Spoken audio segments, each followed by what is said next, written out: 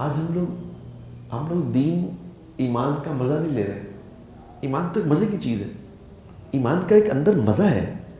لا الہ الا اللہ کا مزہ ہے, اس کا ایک نشہ ہے.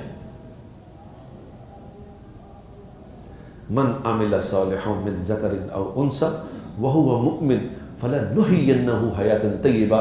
تم میں سے جو عورتوں مردوں میں سے جو بھی نیک اعمال کرے گا, ہمارا اس سے وعدہ ہے اس کو زندگی کے مزے کرائیں گے, زندگی کے مزے آئیں گے اسے, ایمان کے مزے لے گا.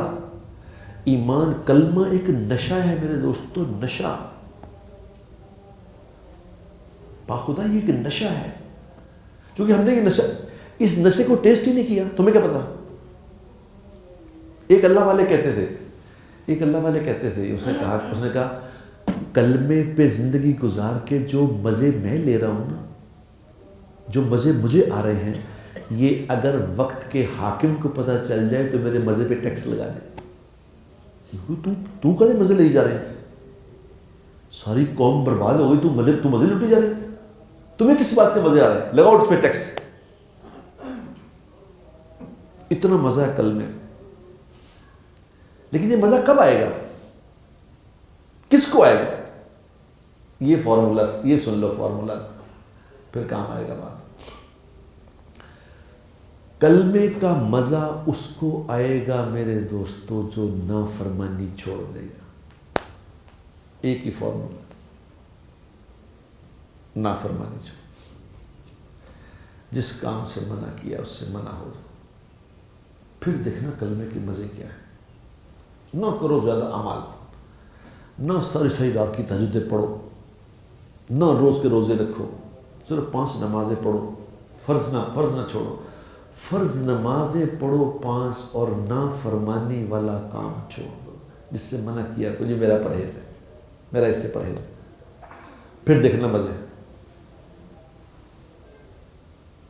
خدا کی قسم یہ نشہ ہے جو اترے گا نہیں, ایسا مزہ.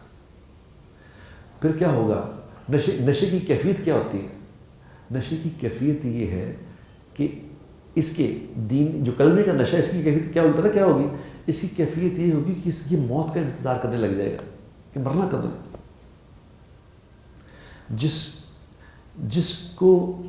جس کو کلمے کا نہیں پتا, جس نے کلمے والی زندگی نہیں بنائی, وہ موت سے ڈرے گا.